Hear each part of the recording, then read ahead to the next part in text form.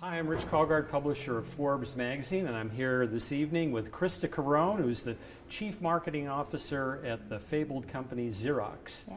Let's talk about the arc of Xerox. Xerox invents photocopying, and it becomes so popular that people began using the company's name as a verb, and you go from that and all the positive implications to later kind of the negative implications of a company that had all of this great technology in its hands and let other companies exploit the personal computer. And now back to the resurrection of the brand. Talk about that arc and your role in the resurrection of the Xerox brand. Sure.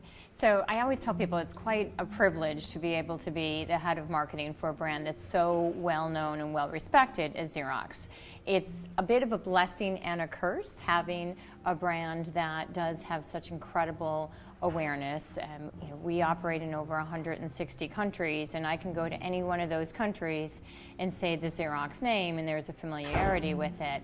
The challenge is that familiarity, as you mentioned, is closely associated with a business that we are barely in anymore. So we have this association with copying. It is a market that we created. We take great pride in that innovative heritage.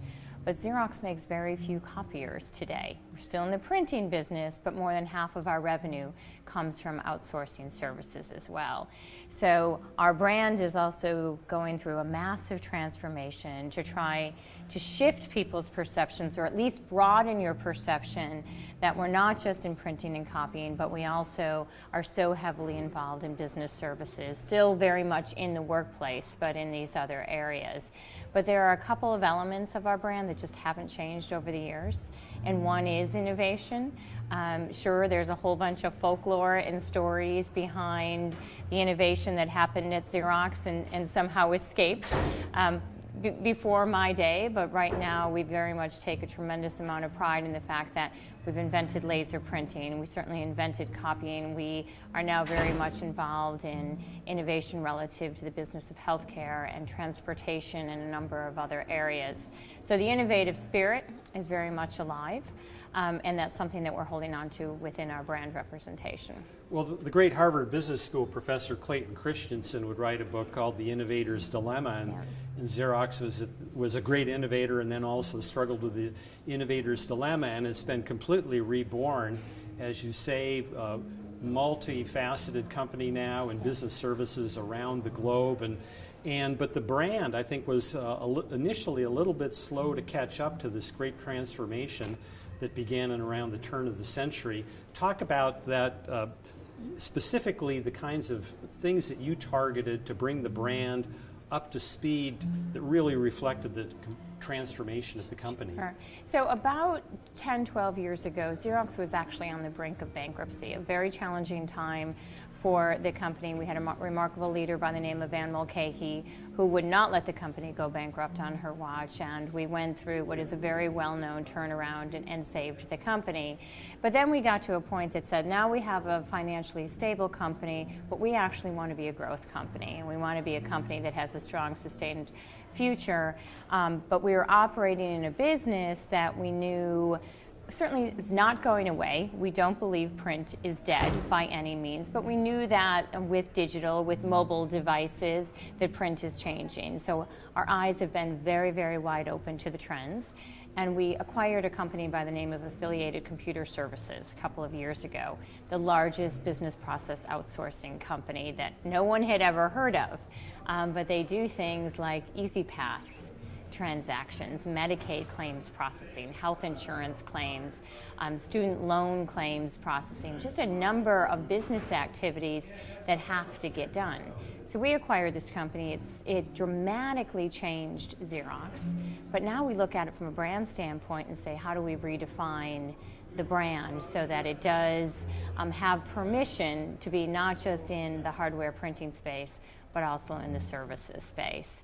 One of the great things that Xerox never lost, even as it went through its dark night of the soul before Anne Mulcahy turned it around, is the reputation for customer service.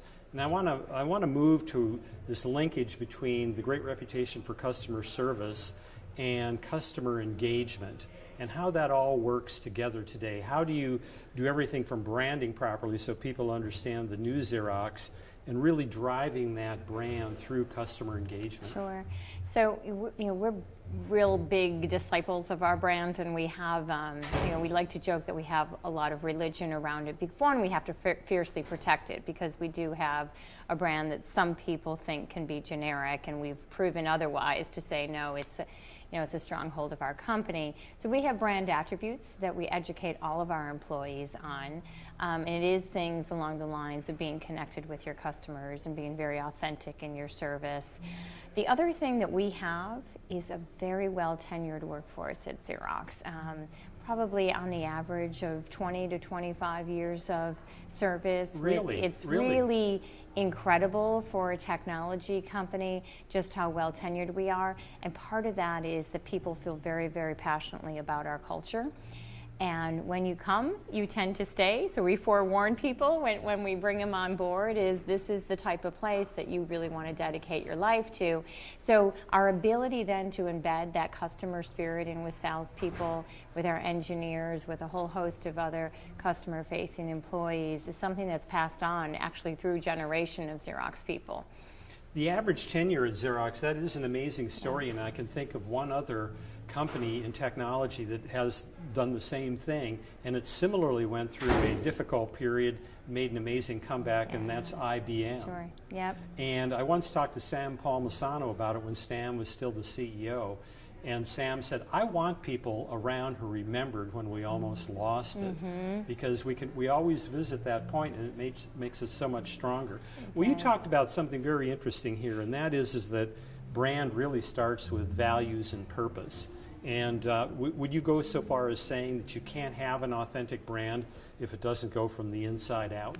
I absolutely agree with that, and I think for a while companies, and Xerox in particular, we struggled with what our purpose was. And we often comment that our purpose was never making copiers, right? Our purpose was helping people share information a little bit easier in offices, but stepping back, we probably learned that a little bit late in the game from a marketing perspective. We spent a lot of time marketing that we were a copying and printing company, and then when you sort of wake up and say, is that really our reason for being, and start to define a broader purpose statement for the company, I think it tends to influence customer engagement activities, but it has a tremendous influence on your marketing activities. And we talk about history, found a quote from Chester Carlson, who is the man who invented xerography. Actually, was never an employee of Xerox, but he was the inventor of the technology. He was a patent attorney, and he was very frustrated with the process of having to handwrite patent applications over and over again. And he said there must be an easier way. And when someone asked him, why did you invent xerography, this copying process, he said, just to make office work a little bit simpler. And we found this quote in our archives, and we said, well, wait a minute. Isn't that our purpose still today with our host of services that we do, with our hardware, with our equipment? It's just to make office work a little bit simpler. And we've taken that, and it has become the company's purpose in this new generation of Xerox, and where we're taking the company going forward. But it absolutely so closely links to our past, and I think that's where there's just great beauty in being a brand that's been around for almost 100 years.